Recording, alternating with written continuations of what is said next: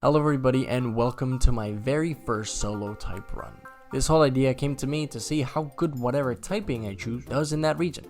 Starting with the most basic type, I will be trying out the normal type in Pokemon Fire Red. In this gen, or game, there are a total of 16 lines that have the normal typing. Those being Pidgey, Rattata, Spearow, Clefairy, Jigglypuff, Meowth, Farfetch'd, Doduo, Lickitung, Chansey, Kangaskhan, Tauros, Ditto, Eevee, Porygon, and Snorlax.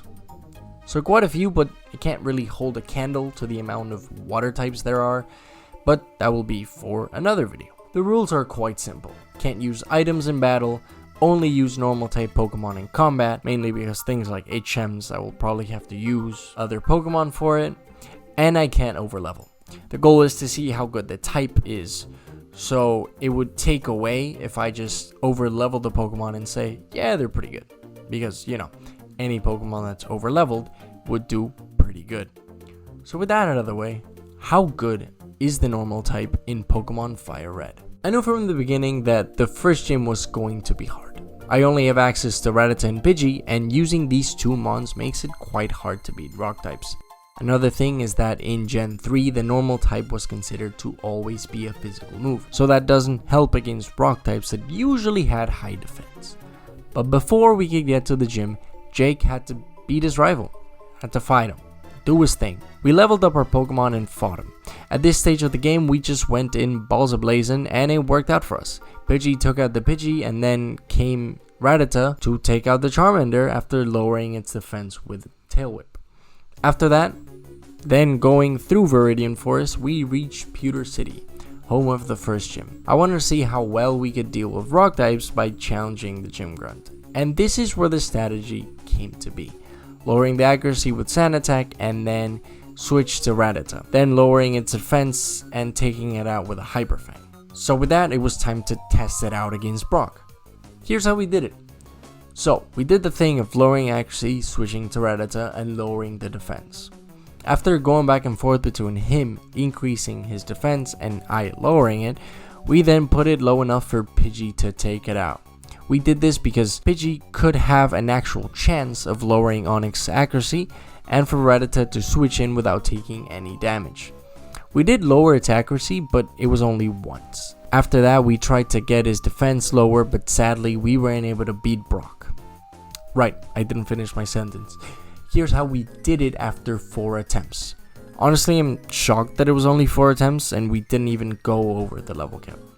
This gym was mainly a luck base, so it's not like I had much control over all the possible outcomes.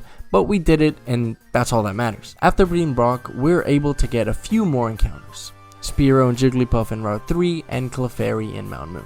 As we made our way to Cerulean City, Rattata, Pidgey, Spearow, and Clefairy evolved. Overall, this is a huge boost to our roster and makes the gym quite easy. For Misty, I didn't have to create any form of cheesy strategy since I believed in their stats, and also the fact that gym leader movesets are quite bad.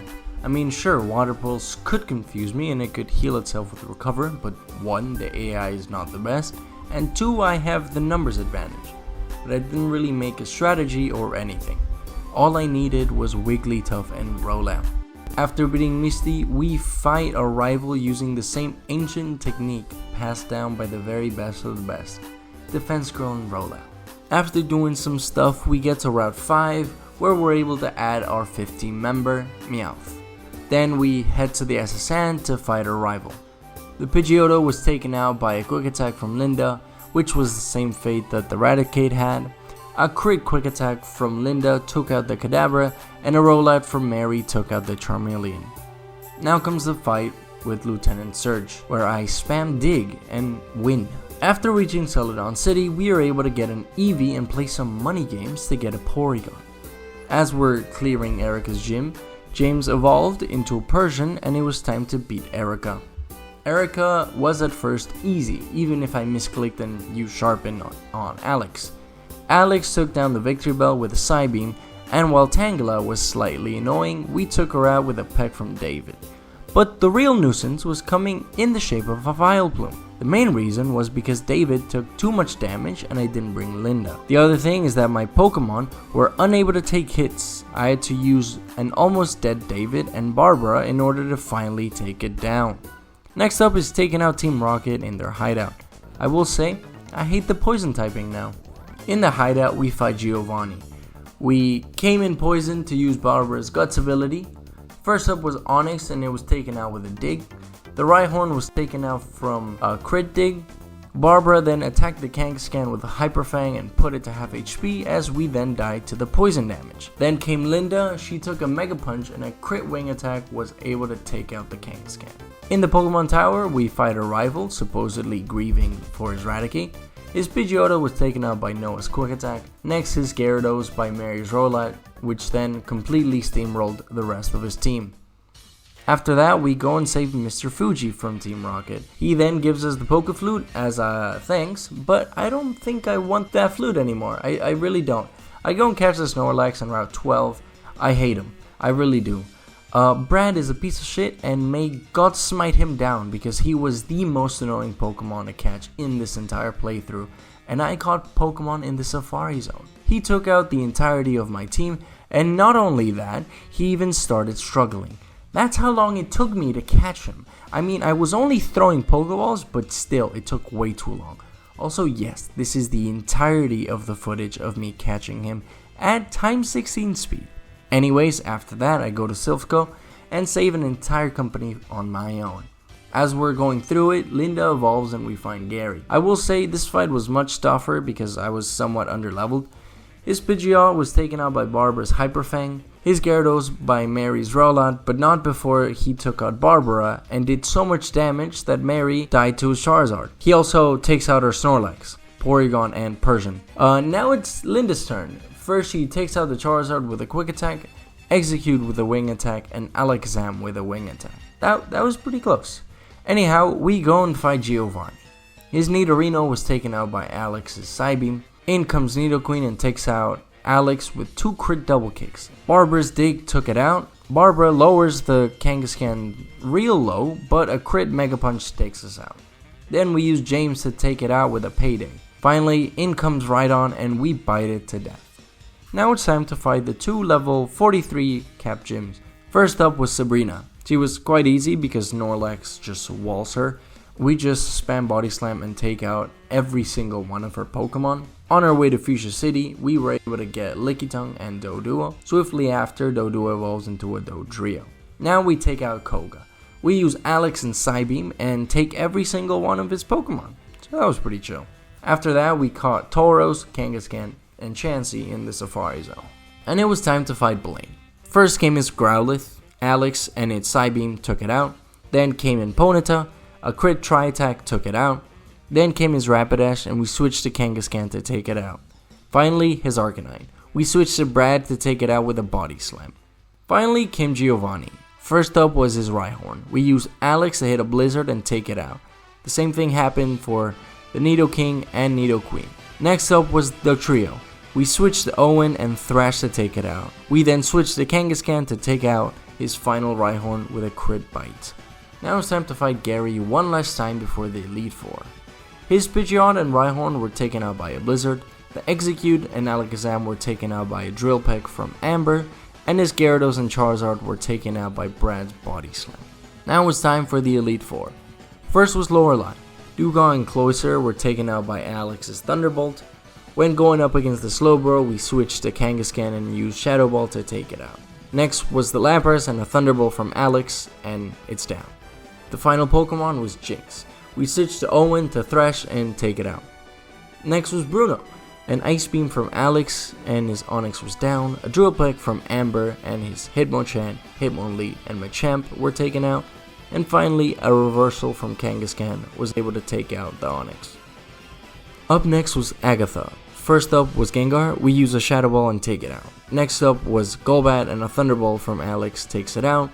A Body Slam from Brad takes out her Arbok. And a Shadow Ball from Kangaskhan then takes out her last Gengar. Finally was Haunter, and a Shadow Ball also took it out. The last E4 member is Lance. First was his Gyarados, and after doing an oopsie and using Ice Beam instead of Thunderbolt, which led to us taking more damage, But after that, Thunderbolt, and it was taken out. Next up was Aerodactyl. We then switched to Kangaskhan and a Shadow Ball takes it out. Next up was his Dragonite. We do another oopsie and switch to Owen and then Swagger it. It quickly takes us out with a Wing Attack. We switch to Amber and hope for Tri-Attack status, but instead he's no longer confused and takes out with a Hyper Beam. We then switch to Alex and take it out with an Ice Beam. The remaining Dragonairs were taken out by Brad's Body Slam. Now it was finally time to fight Gary, the champion of Kanto. Alex takes out his Pidgeot with a Thunderbolt. Next up was his Alakazam. I try to be a bit of a trickster and try to take it out by switching out and faking out. But that comes and bites me in the ass because Kangaskhan was taken out. I didn't even take it out, so that was bad. We then switch to Owen and Earthquake it to take it out. Next up is Executor, and we switch to Amber to Drill Peck it, but because of dumb sleep, it takes us out with an Egg Bomb. We switch to Owen to Thrash and take it out. Next up was his Rhydon, but after both of us using Earthquakes, we are taken out by his EQ. So we switch to Alex and an Ice Beam to take it out. Next up was his Gyarados and a Thunderbolt later, and it was taken out. The final Pokemon, his Charizard. We switch to John Doe to hopefully transform into Charizard, but are quickly taken out by a Fire Blast. So we switch to Brad and put it to sleep for Alex to take it out with a Thunderbolt.